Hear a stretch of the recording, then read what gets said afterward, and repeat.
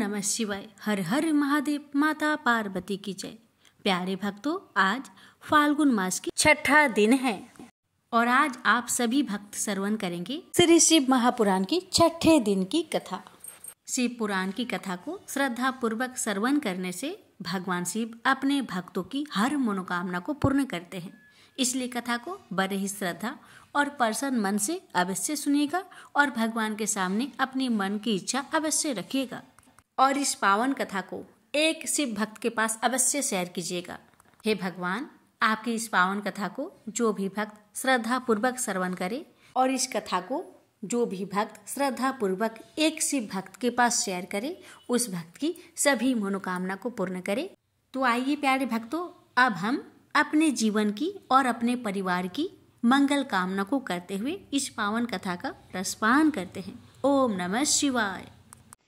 नंदीकेश्वर जी बोले, हे योगींद्र, प्राचीन काल में किसी समय से सैया भगवान विष्णु अपनी पराशक्ति लक्ष्मी जी तथा अन्य पार्षदों से घिरे हुए शयन कर रहे थे। उसी समय ब्रह्मा बेताओं में श्रेष्ठ ब्रह्मा जी ने अपनी इच्छा से वहां आकर उन परम सुंदर कमल नेत्र विष्णु जी से पूछा, तुम कौन हो जो मुझे आया देखकर भी उद्धत पुरुष के समान सो रहे हो? हे वत्स, उठो और यहाँ अपने प्रभु मुझे देखो, जो पुरुष अपने श्रेष्ठ गुरुजनों को आया देखकर उद्धत के समान आचरण करता है, उस मूर्ख गुरुद्रोही के लिए प्रायश्चित का विधान किया गया है। ब्रह्मा के इस वचन को सुनकर क्रोधित होने पर भी बाहर से शांत व्यवहार करते हुए भगवान विष्णु बोले, हे वत्स, तुम्हारा कल्याण हो, तुम्हारा स्वागत है, आओ इस आसन पर बैठो। तुम्हारे मुखमंडल से व्यग्रता प्रदर्शित हो रही है और तुम्हारे नेत्र विपरीत भाव सूचित कर रहे हैं। ब्रह्मा जी बोले, हे वत्स, हे विष्णु, काल के प्रभाव से तुम्हें बहुत अभिमान हो गया है। हे वत्स, मैं जगत का पितामह और तुम्हारा रक्षक हूँ। विष्णु बोले, हे वत्स, यह जगत मुझ में ही स्थित है। तुम केवल चोर के समान दूसरे की संपत्तियों को व्यर्थ अपनी मानते हो। तुम मेरे नाभि कमल से उत्पन्न हो, अतः तुम मेरे पुत्र हो। तुम तो व्यर्थ बातें कर रहे हो। नंदीकेश्वर बोले, हे मुने, उस समय वे अनजन्मा ब्रह्मा और विष्णु मोह बस में श्रेष्ठ हूँ, मैं स्वामी हूँ, तुम नहीं। इस प्रकार बोलते बोलते परस्पर एक दूसरे को मारने की इच्छा से युद्ध करने के लिए उद्धत हो गए। हंस और गरुड़ पर आरूढ़ होकर वे दोनों वीर ब्रह्मा और विष्णु युद्ध करने लगे। तब ब्रह्मा और विष्णु के गण भी परस्पर युद्ध करने लगे। उस समय सभी देवगण उस परम अद्भुत युद्ध को देखने की इच्छा से विमान पर चढ़कर वहां पहुंच गए। वहां आकर आकाश में अवस्थित हो पुष्प की वृष्टि करते हुए वे युद्ध देखने लगे। गरुड़ वाहन भगवान विष्णु क्रोध होकर ब्रह्मा जी के वक्ष स्थल पर अनेक प्रकार के असंख्य दुस्सह बाणों और अस्त्रों से प्रहार किया। तब विधाता भी क्रोध होकर विष्णु के हृदय पर अग्नि के समान बाण और अनेक प्रकार के अस्त्रों को छोड़ने लगे। उस समय देवगण उन दोनों का वह अद्भुत युद्ध देखकर अतिशय व्याकुल हो गए और ब्रह्मा तथा विष्णु की प्रशंसा करने लगे। तत्पश्चात युद्ध में तत्पर महाज्ञानी विष्णु ने अतिशय क्रोध के साथ श्रांत हो दीर्घ निश्वास लेते हुए ब्रह्मा को लक्ष्य कर भयंकर महेश्वर अस्त्र का संधान किया। ब्रह्मा ने भी अतिशय क्रोध में आकर विष्णु के हृदय को लक्ष्य कर ब्रह्मांडों को कंपित करते हुए भयंकर पशुपात अस्त्र का प्रयोग किया। ब्रह्मा और विष्णु के सूर्य के समान हजारों मुख वाले अत्यंत उग्र तथा प्रचंड आंधी के समान भयंकर दोनों अस्त्र आकाश में प्रकट हो गए। इस प्रकार ब्रह्मा और विष्णु का आपस में भयंकर युद्ध होने लगा। हे तात, उस युद्ध को देखकर सभी देवगण राज विप्लव के समय ब्राह्मणों के समान अतिशय दुखी और व्याकुल होकर परस्पर कहने लगे, जिसके द्वारा सृष्टि स्थित प्रलय तिरोभाव तथा अनुग्रह होता है और जिसकी कृपा के बिना इस भूमंडल पर अपनी इच्छा से एक तृण का भी विनाश करने में कोई भी समर्थ नहीं है, उन त्रिशूलधारी ब्रह्म स्वरूप महेश्वर को नमस्कार है।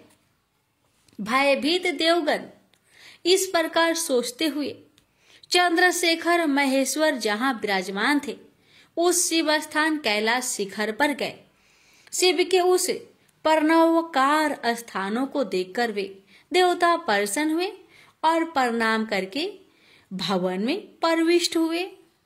उन्होंने वहां सभा के मध्य में स्थित मंडप में देवी पार्वती के साथ रत्नमयी आसन पर विराजमान देवश्रेष्ठ शंकर का दर्शन किया।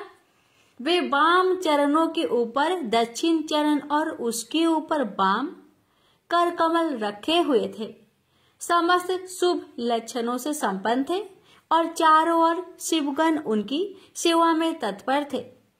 शिव के प्रति उत्तम भक्ति भाव वाली कुशल रमणियां उन पर चवल डुला रही थी। वेद निरंतर उनकी स्तुति कर रहे थे और वे अनुग्रह की दृष्टि से सबको देख रहे थे। हे वत्स, उन महेश्वर शिव को देखकर आनंदाश्रु से परिपूर्ण नेत्रों वाले देवताओं ने दूर से ही उन्हें दंडवत प्रणाम किया। भगवान शंकर ने उन देवताओं को देखकर अपने गणों से उन्हें समीप बुलवाया और देव शिरोमणि महादेव उन देवताओं को आनंदित करते हुए अर्थ गंभीर मंगलमय तथा सुमधुर वचन कहने लगे।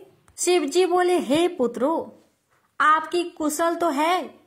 मेरे अनुशासन में जगत तथा देवश्रेष्ठ अपने अपने कार्यों में लगे तो हैं। हे देवताओं, ब्रह्मा और विष्णु के बीच होने वाले युद्ध का वृत्तांत तो मुझे पहले से ही ज्ञात था। आप लोगों ने यहाँ आने का परिश्रम करके उसे पुनः बताया है। हे सनत कुमार, उमापति शंकर ने इस प्रकार मुस्कुराते हुए मधुर वाणी में उन देवताओं को संतुष्ट किया। इसके बाद महादेव जी ने ब्रह्मा और विष्णु की युद्ध स्थली में जाने के लिए अपने सैकड़ों गणों को वहीं सभा में आज्ञा दी।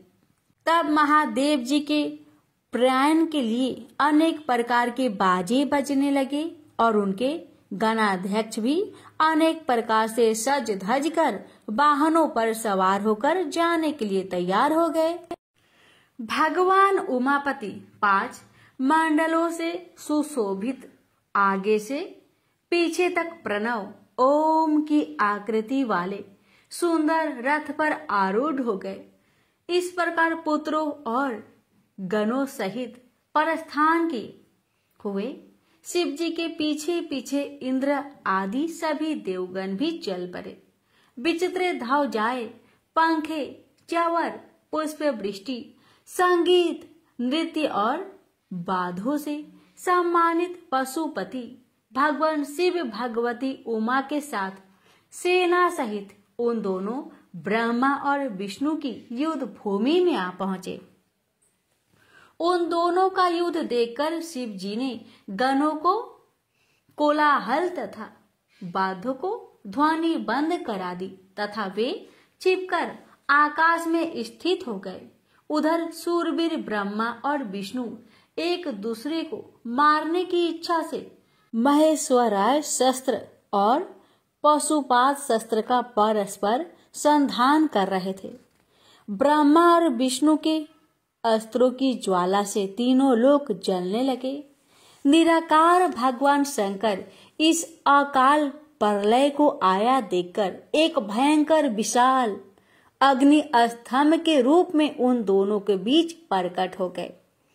संसार को नष्ट करने में समक्ष वे दोनों दिव्य अस्त्र अपने तेज सहित उन महान अग्नि स्तंभ के प्रकट होते ही तत्क्षण शांत हो गए। दिव्य शस्त्रों को शांत करने वाले इस आश्चर्यकारी तथा शुभ अग्नि स्तंभ को देखकर सभी लोग परस्पर कहने लगे कि यह अद्भुत आकार वाला स्तंभ क्या है?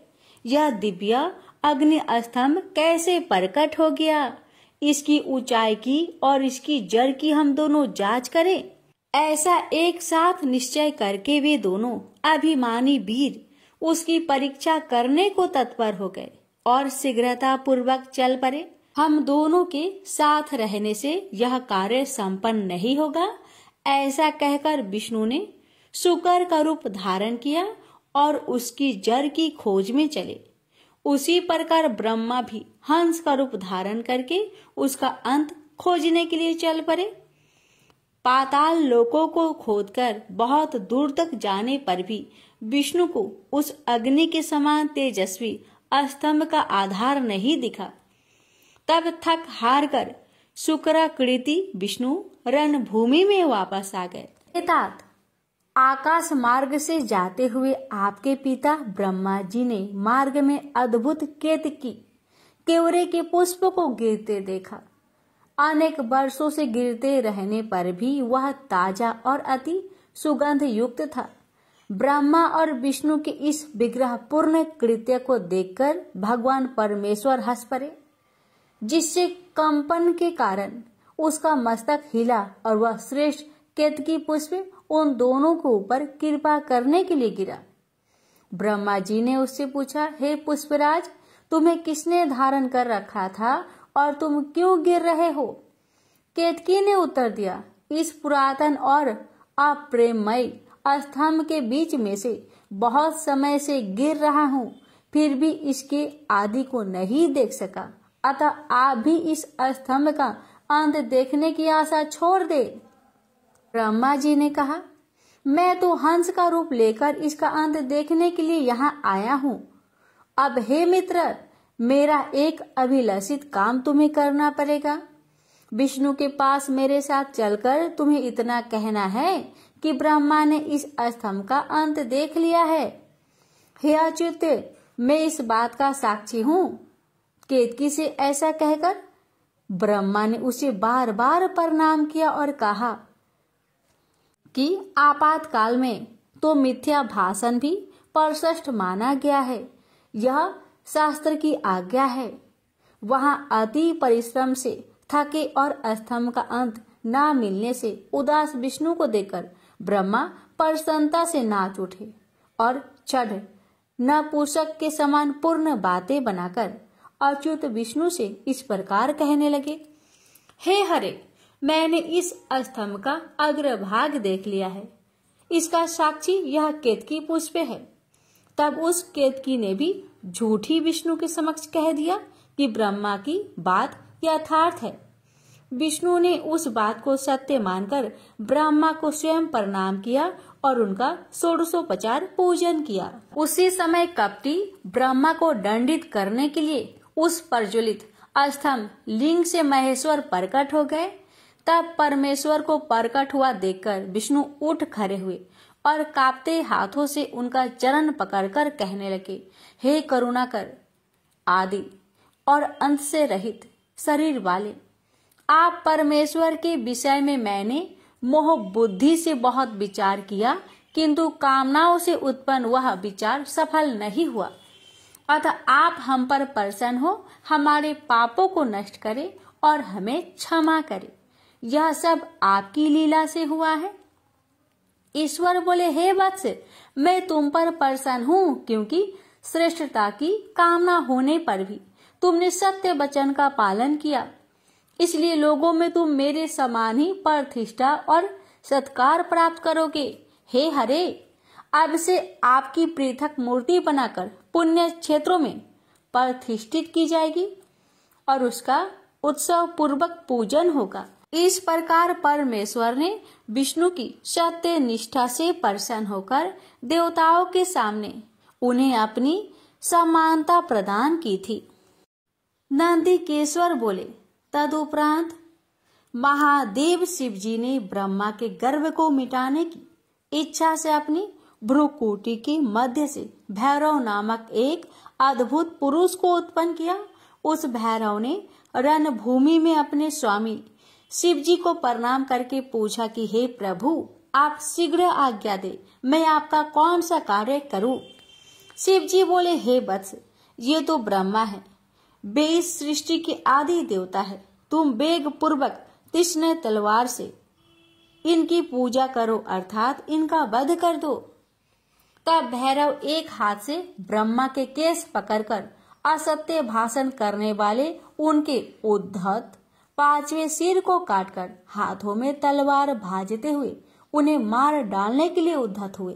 हे सनत कुमार, तब आपके पिता अपने आभूषण वस्त्र माला उत्तरीय एक निर्बल बालकों के बिखर जाने से आंधी में झकझोर हुए केले के पेड़ और लता गुल्मों के समान कंपित होकर भैरव के चरण कमलों पर गिर पड़े।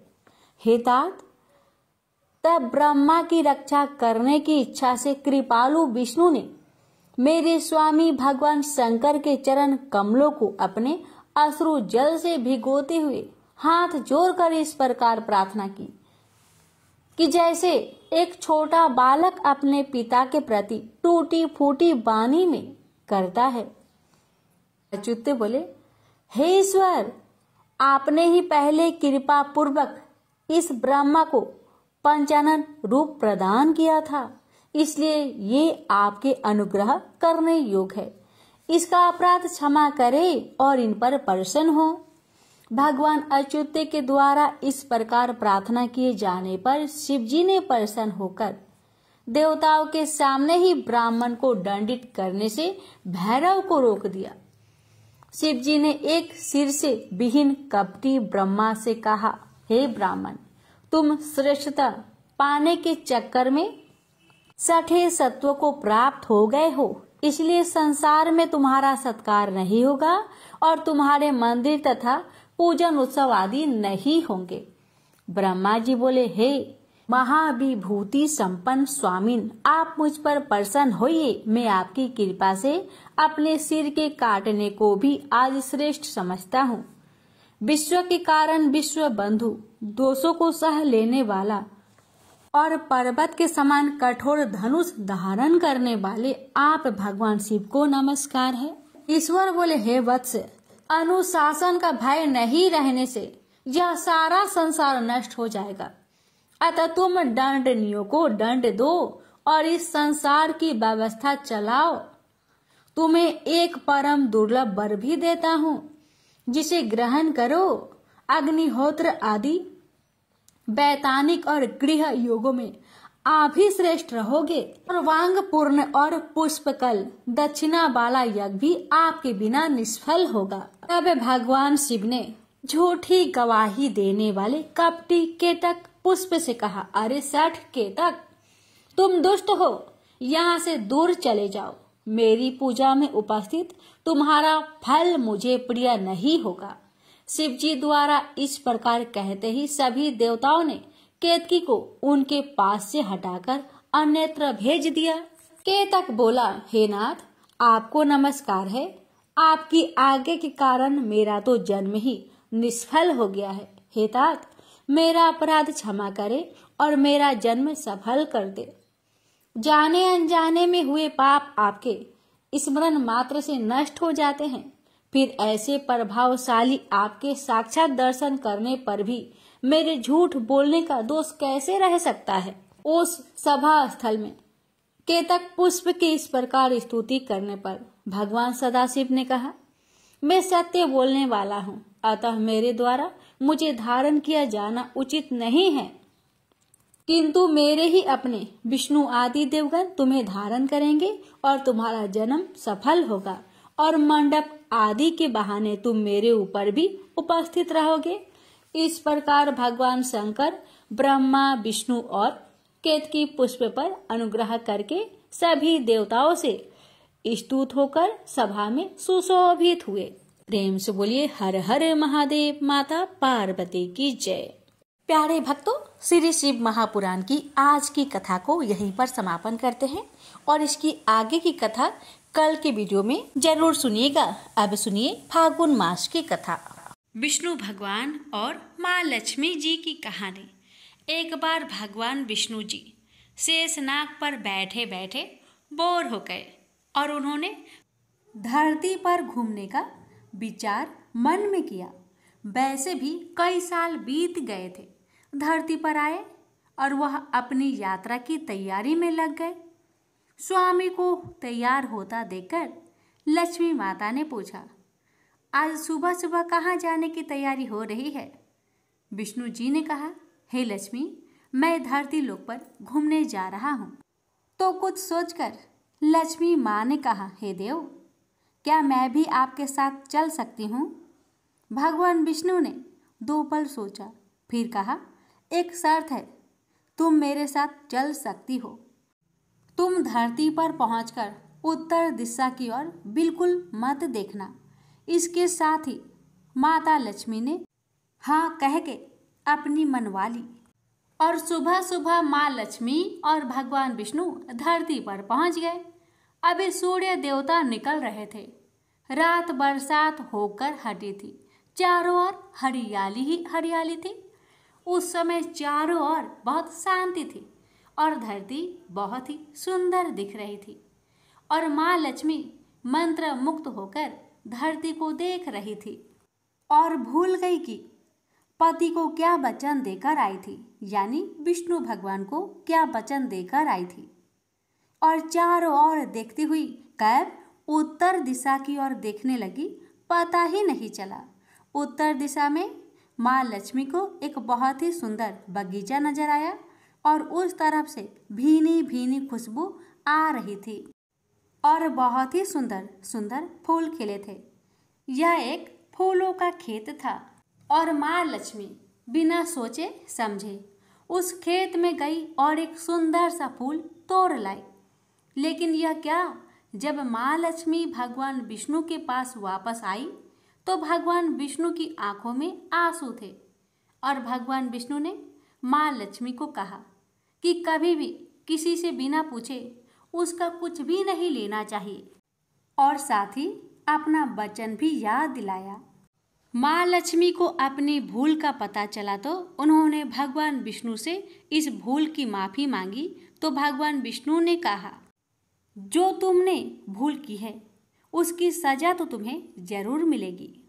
जिस माली के खेत में से तुमने बिना पूछे फूल तोड़ा है, यह एक प्रकार की चोरी है। इसलिए अब तुम 3 साल तक माली के घर नौकर बनकर रहो। उसके बाद मैं तुम्हें बैंकुट में वापस बुलाऊंगा। माँ लक्ष्मी ने चुपचाप सर झुकाकर हाँ कर दी। आजकल की लक्ष्मी थोड़ी थी और वैसे भी भगवान की लीला न्यारी है। किस पर कैसे कृपा करेगी ये तो माता ही बता सकती है। आगे होता ही ये, लक्ष्मी एक गरीब औरत का रूप धारण करके उस खेत के मालिक के घर गई। घर क्या, एक झोपड़ा था और मालिक का नाम माधव था। माधव की बीवी, 2 बेटे और 3 बेटियां थी। सभी उस छोटे से खेत में काम करके किसी तरह से गुजारा करते थे। माँ लक्ष्मी जब एक साधारण और गरीब औरत बनकर जब माधव के झोपड़े पर गई तो माधव ने पूछा, बहन तुम कौन हो और इस समय तुम्हें क्या चाहिए? तब माँ लक्ष्मी ने कहा, मैं एक गरीब औरत हूँ। मेरी देखभाल करने वाला कोई नहीं है। मैंने कई दिनों से खाना भी नहीं खाया। मुझे कोई काम दे दो, साथ में मैं तुम्हारे घर का काम भी कर दिया करूँगी। बस मुझे अपने घर में एक कोने में आसरा दे दो। माधव बहुत ही अच्छे दिल का मालिक था। उसे दया आ गई, लेकिन उसने कहा, बहन मैं तो बहुत गरीब हूँ। मेरी कमाई से मेरे घर का खर्च मुश्किल से चलता है। लेकिन अगर मेरी 3 की जगह 4 बेटियां होती तो भी मैंने गुजारा करना ही था। अगर तुम मेरी बेटी बनकर जैसा रूखा सूखा हम खाते हैं उसमें खुश रह सकती हो तो बेटी बनकर अंदर आ जाओ। माधव ने माँ लक्ष्मी को अपने झोपड़े में शरण दे दी और माँ लक्ष्मी 3 साल तक उस माधव के घर पर नौकरानी बनकर रही। जिस दिन माँ लक्ष्मी माधव के घर आई थी उससे दूसरे दिन ही माधव को इतनी आमदनी हुई, फूल बेचकर ही शाम को एक गाय खरीद ली। फिर धीरे धीरे माधव ने काफी जमीन खरीद ली और सबने अच्छे अच्छे कपड़े भी बनवा लिए और फिर एक बड़ा पक्का घर भी बनवा लिया। बेटियों और बीबी ने गहने भी बनवा लिए और अब मकान भी बहुत बड़ा बनवा लिया था। माधव हमेशा सोचता था कि मुझे ये सब इस महिला के आने के बाद ही मिला है। इस बेटी के रूप में मेरी किस्मत आ गई है। मेरी और अब 2 से 5 साल बीत गए थे। लेकिन माँ लक्ष्मी अब भी घर में और खेत में काम करती थी। एक दिन माधव जब अपने खेतों से काम कर खत्म करके घर आया तो उसने अपने घर के सामने द्वार पर एक देवी स्वरूप गहनों से लदी एक औरत को देखा। ध्यान से देखकर पहचान लिया, अरे ये तो मेरी मुंह बोली चौथी बेटी यानी वही औरत है, और पहचान गया कि ये तो माँ लक्ष्मी है। अब तक माधव का पूरा परिवार बाहर आ गया था और सब हैरान होकर माँ लक्ष्मी को देख रहे थे। माधव बोला, हे माँ, हमें माफ कर, हमने तेरे से अनजाने में ही घर और खेत में काम करवाया है। हे माँ, ये कैसा अपराध हो गया। हे माँ, हम सबको माफ कर दे। अब माँ लक्ष्मी मुस्कुराई और बोली, हे माधव, तुम बहुत ही अच्छे और दयालु व्यक्ति हो। तुमने मुझे अपनी बेटी की तरह रखा है, अपने परिवार के सदस्यों की तरह से। इसके बदले मैं तुम्हें वरदान देती हूँ कि तुम्हारे पास कभी भी खुशियों की और धन की कमी नहीं रहेगी। तुम्हें सारे सुख मिलेंगे जिसके तुम हकदार हो। और फिर माँ अपने स्वामी के द्वारा भेजे रथ में बैठकर बैकुंठ चली गई। हे लक्ष्मी माता, हे विष्णु भगवान, आपकी लीला न्यारी है। जिस किसी पर आप कृपा करते हैं, कैसे करते हैं, ये कोई नहीं जानता। हे माँ, हे भगवान, मैं आपसे प्रार्थना करती हूँ। हे लक्ष्मी नारायण भगवान जी, हे माँ लक्ष्मी, आपकी कथा कहने वाले, श्रद्धा भाव से इस कथा को सुनने वाले, आपके जय जयकार करने वाले सभी भक्तों की हर कष्ट को दूर करना, घर में सदा अन्न धन का भंडार भरे रखना, निरोगी काया देना, अपने भक्तों की हर मनोकामना को पूर्ण करना जिसमें आपके भक्तों का भला हो। तो प्रेम से बोलिए, लक्ष्मीपति विष्णु भगवान जी की जय। एक बूढ़ा ब्राह्मण था। वह रोज पीपल को जल से सींचता था। पीपल में से रोज एक लड़की निकलती और कहती, पिताजी, मैं आपके साथ जाऊंगी। यह सुनते सुनते बूढ़ा दिन व दिन कमजोर होने लगा। तो बुढ़िया ने पूछा कि क्या बात है। बूढ़ा बोला कि पीपल से एक लड़की निकलती है और कहती है कि वह भी मेरे साथ चलेगी। बुढ़िया बोली कि कल ले आना उस लड़की को, जहाँ 6 लड़कियां पहले से ही है हमारे घर में, वहाँ 7वीं लड़की और सही। अगले दिन बूढ़ा उस लड़की को घर ले आया। घर लाने के बाद बूढ़ा ब्राह्मण आटा मांगने गया तो उसे पहले दिनों की अपेक्षा आज ज्यादा आटा मिला था। जब बुढ़िया वह आटा छानने लगी तो लड़की ने कहा कि लाओ माँ, मैं छान देती हूँ। जब वह आटा छानने बैठी तो पारात भर गई। उसके बाद माँ खाना बनाने जाने लगी तो लड़की बोली कि आज रसोई मैं जाऊंगी। तो बुढ़िया बोली कि ना, तेरे हाथ जल जाएंगे।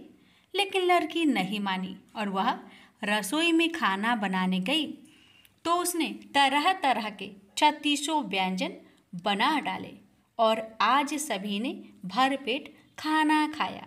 इससे पहले वह आधा पेट भूखा ही रहते थे। रात हुई तो बुढ़िया का भाई आया। और कहने लगा कि दीदी मैं खाना खाऊंगा। बुढ़िया परेशान हो गई कि अब खाना कहाँ से लाएंगे। लड़की ने पूछा क्या बात है माँ। उसने कहा कि तेरा मामा आया है और रोटी खाएगा, लेकिन रोटी तो सबने खा ली है, अब उसके लिए कहाँ से लाऊंगी। लड़की बोली कि तू चिंता मत कर, मैं बना दूंगी। और वह रसोई में गई और मामा के लिए 3600 व्यंजन बना दिए। मामा ने भरपेट खाया और कहा भी कि ऐसा खाना इससे पहले उसने कभी नहीं खाया है। बुढ़िया ने कहा कि भाई तेरी पावनी भांजी है, उसी ने बनाया है। शाम हुई तो लड़की बोली कि माँ चौका लगा के चौके का दिया जला देना, कोठे में मैं सोऊंगी। बुढ़िया बोली कि ना बेटी तो डर जाएगी, लेकिन वह बोली कि ना मैं ना डरूंगी, मैं अंदर कोठे में ही सोऊंगी। वह कोठे में ही जाकर सो गई। आधी रात को लड़की उठी और चारों ओर आंख मारी तो धन ही धन हो गया। वह बाहर जाने लगी तो एक बूढ़ा ब्राह्मण सो रहा था। उसने देखा तो कहा कि बेटी तू कहाँ चली। लड़की बोली कि मैं तो दरिद्रता दूर करने आई थी, अगर तुम्हें दूर करवानी है तो करवा लो। उसने बूढ़े के घर में भी आंख से देखा तो चारों ओर धन ही धन हो गया। सुबह सवेरे सब उठे तो लड़की को ना पाकर उसे ढूंढने लगे कि पावनी बेटी कहाँ चली गई। बूढ़ा ब्राह्मण बोला कि वह तो लक्ष्मी माता थी, जो तुम्हारे साथ मेरी दरिद्रता भी दूर कर गई। हे लक्ष्मी माता, जैसे आपने उनकी दरिद्रता दूर की, वैसे ही सबकी करना।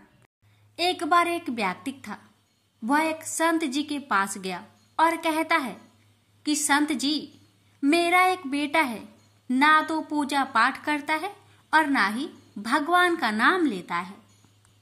आप कुछ ऐसा कीजिए कि उसका मन भगवान में लग जाए। संत जी कहते हैं ठीक है बेटा, एक दिन तू उसे मेरे पास लेकर आ जा। अगले दिन वो व्यक्ति अपने बेटे को लेकर संत जी के पास गया। अब संत जी उसके बेटे से कहते हैं बेटा बोल राधे राधे। बेटा कहता है मैं क्यों कहूँ। संत जी कहते हैं बेटा बोल राधे राधे। वो इसी तरह से मना करता रहा और अंत तक उसने यही कहा कि मैं क्यों कहूँ राधे राधे। संत जी ने कहा जब तुम मर जाओगे और यमराज के पास जाओगे, तब यमराज तुमसे पूछेंगे कि कभी भगवान का नाम लिया है, कोई अच्छा काम किया है, तब तुम कह देना कि मैंने जीवन में एक बार श्री राधा रानी के नाम को बोला है, बस एक बार। इतना बताकर वह चले गए। समय व्यतीत हुआ और एक दिन वो मर गया। यमराज के पास पहुंचा। यमराज ने पूछा कभी कोई अच्छा काम किया है। उसने कहा हाँ महाराज, मैंने जीवन में एक बार श्री राधा रानी के नाम को बोला है, आप उसकी महिमा बताइए। यमराज सोचने लगे कि एक बार नाम की महिमा क्या होगी, इसका तो मुझे भी नहीं पता है। यम बोले चलो इंद्र के पास वो ही बताएंगे। तो वो व्यक्ति बोला मैं ऐसे नहीं जाऊंगा, पहले पालकी लेकर आओ, उसमें बैठकर जाऊंगा। यमराज ने सोचा ये बड़ी मुसीबत है। फिर भी पालकी मंगवाई गई और उसे बैठाया। कहार लग गए। वो बोला यमराज जी, सबसे आगे वाले कहार को हटाकर उसकी जगह आप लग जाइए। यमराज जी ने ऐसा ही किया। फिर सब मिलकर इंद्र के पास पहुंचे और बोले कि एक बार श्री राधा रानी के नाम लेने की महिमा क्या है। इंद्र बोले महिमा तो बहुत है, पर क्या है ये मुझे भी नहीं मालूम। बोले कि चलो ब्रह्मा जी को पता होगा, वो ही बताएंगे। वो व्यक्ति बोला इंद्र जी ऐसा है, दूसरे कहार को हटाकर आप यमराज जी के साथ मेरी पालकी उठाइए। अब एक और यमराज जी पालकी उठा रहे हैं और दूसरी तरफ इंद्र लगे हुए हैं। पहुंचे ब्रह्मा जी के पास। ब्रह्मा जी ने सोचा कि ऐसा कौन सा प्राणी ब्रह्मलोक में आ रहा है जो स्वयं इंद्र और यमराज पालकी उठाकर ला रहे हैं। ब्रह्मा के पास पहुंचे। सभी ने पूछा कि एक बार श्री राधा रानी के नाम लेने की महिमा क्या है। ब्रह्मा जी बोले, महिमा तो बहुत है, पर वास्तविकता क्या है कि ये मुझे भी नहीं पता, लेकिन हाँ, भगवान शिव जी को जरूर पता होगा। वो व्यक्ति बोला कि तीसरे कहार को हटाइए और उसकी जगह ब्रह्मा जी आप लग जाइए। अब क्या करते, महिमा तो जाननी थी। अब पालकी की एक और यमराज, दूसरी तरफ इंद्र और पीछे ब्रह्मा जी है। सब मिलकर भगवान शिव के पास गए और भगवान शिव से पूछा कि प्रभु, श्री राधा रानी की नाम की महिमा क्या है? केवल एक बार नाम लेने की महिमा आप कृपा करके बताइए। भगवान शिव बोले कि मुझे भी नहीं पता, लेकिन भगवान विष्णु जी जरूर जानते होंगे। वो व्यक्ति शिव जी से बोला कि अब आप भी पालकी उठाने में लग जाइए। इस प्रकार ब्रह्मा, शिव, यमराज और इंद्र चारों उस व्यक्ति की पालकी उठाने में लग गए और विष्णु जी के लोग पहुंचे। विष्णु जी से पूछा कि एक बार श्री राधा रानी के नाम लेने की महिमा क्या है? विष्णु जी बोले, अरे, जिसकी पालकी को स्वयं मृत्यु के राजा यमराज, स्वर्ग के राजा इंद्र, ब्रह्मा लोक के राजा ब्रह्मा और साक्षात भगवान शिव उठा रहे हो, इससे बड़ी महिमा क्या होगी? जब सिर्फ एक बार श्री राधा रानी का नाम लेने के कारण आपने इसको पालकी में उठा ही लिया है, तो अब ये मेरी गोद में बैठने का अधिकारी हो गया है। भगवान श्री कृष्ण ने स्वयं कहा है कि जो केवल रा बोलते हैं तो मैं सब काम छोड़ खड़ा हो जाता हूँ, और जैसे ही कोई धा शब्द का उच्चारण करता है तो मैं उसकी ओर दौड़ लगाकर उसे अपनी गोद में भर लेता हूँ। तो प्यारे भक्तों, मिलकर बोलिए राधे राधे। श्री कृष्ण भगवान और कुम्हार की कथा। इस कथा को श्रवण करने मात्र से ही हर पापों का नाश हो जाता है, इसलिए कथा को बड़े ही श्रद्धा भाव से पूरा सुनिएगा।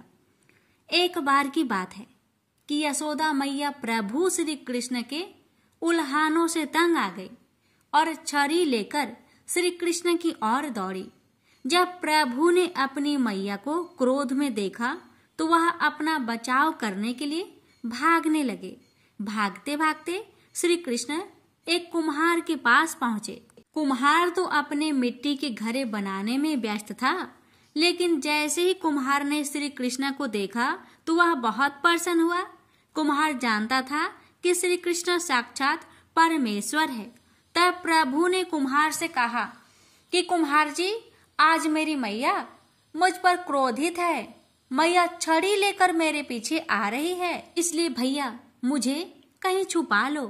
तब कुम्हार ने श्री कृष्ण को एक बड़े से मटके के नीचे छिपा दिया। कुछ ही क्षणों में मैया यशोदा भी वहां आ गई और कुम्हार से पूछने लगी, क्यों रे कुम्हार, तूने मेरे कन्हैया को कहीं देखा है क्या? कुम्हार ने कह दिया, नहीं मैया, मैंने कन्हैया को कहीं नहीं देखा। भगवान श्री कृष्ण यह सब बातें बड़े से घड़े के नीचे छुपकर सुन रहे थे। मैया तो वहां से चली गई। अब प्रभु श्री कृष्ण कुम्हार से कहते हैं, कुम्हार जी, यदि मैया चली गई हो तो मुझे इस घड़े से बाहर निकालो। कुम्हार बोला, ऐसे नहीं प्रभु जी, पहले मुझे 84 लाख योनियों के बंधन से मुक्त करने का वचन दीजिए। भगवान श्री कृष्ण मुस्कुराए और कहते हैं, ठीक है, मैं तुम्हें 84 लाख योनियों से मुक्त करने का वचन देता हूँ। अब तो मुझे बाहर निकाल दो। कुम्हार कहने लगा, मुझे अकेले नहीं प्रभु जी, मेरे परिवार के सभी लोगों को भी 84 लाख योनियों के बंधन से मुक्त करने का वचन देंगे तो ही मैं आपको इस घड़े के नीचे से बाहर निकालूंगा। प्रभु जी कहते हैं, चलो ठीक है, उनको भी 84 लाख योनियों के बंधन से मुक्त होने का वचन देता हूँ। अब तो मुझे घड़े से बाहर निकाल दो।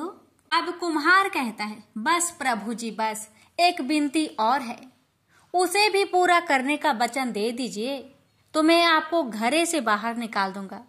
भगवान बोले, वो भी बता दो, क्या कहना चाहते हो? कुम्हार कहने लगा, प्रभु जी, जिस घड़े के नीचे आप छुपे हैं उसकी मिट्टी मेरे बैलों के ऊपर लाद के लाई गई है, इसलिए मेरे इन बैलों को भी 84 के बंधन से मुक्त करने का वचन दीजिए। भगवान ने कुम्हार के प्रेम पर प्रसन्न होकर उन बैलों को भी 84 के बंधन से मुक्त होने का वचन दिया। प्रभु बोले, अब तो तुम्हारी सब इच्छा पूरी हो गई, अब तो मुझे घरे से बाहर निकालो। तब कुम्हार कहता है, अभी नहीं भगवान, बस एक अंतिम इच्छा और है, उसे भी पूरा कर दीजिए। और वह यह है, जो भी प्राणी हम दोनों के बीच के इस संवाद को सुनेगा, उसे भी आप 84 लाख योनियों के बंधन से मुक्त करेंगे। बस यह वचन दे दीजिए तो मैं आपको इस घरे से बाहर निकालूंगा। कुम्हार की प्रेम भरी बातों को सुनकर प्रभु श्री कृष्ण बहुत खुश हुए और कुम्हार की इस इच्छा को भी पूरा करने का वचन दिया। फिर कुम्हार ने बाल श्री कृष्ण को घरे से बाहर निकाल दिया। फिर उनके चरणों में साष्टांग प्रणाम किया। प्रभु जी के चरण धोए और चरणामृत लिया। अपनी पूरी झोपड़ी में चरणामृत का छिड़काव किया और प्रभु जी के गले लगकर इतना रोए कि प्रभु में ही विलीन हो गए। जरा सोचिए भक्तों, जो बाल श्री कृष्ण 7 कोस लंबे चौड़े गोवर्धन पर्वत को अपनी इक्वनी उंगली पर उठा सकते हैं, तो क्या वो एक घड़ा नहीं उठा सकते थे? लेकिन बिना प्रेम रिझे नहीं नटवर नंद किशोर। कोई कितने भी यज्ञ करे, अनुष्ठान करे, कितना भी दान करे, चाहे कितनी भी भक्ति करे, लेकिन जब तक मन में प्राणी मात्र के लिए प्रेम नहीं होगा, प्रभु श्री कृष्ण मिल नहीं सकते। प्रेम से बोलिए राधे राधे।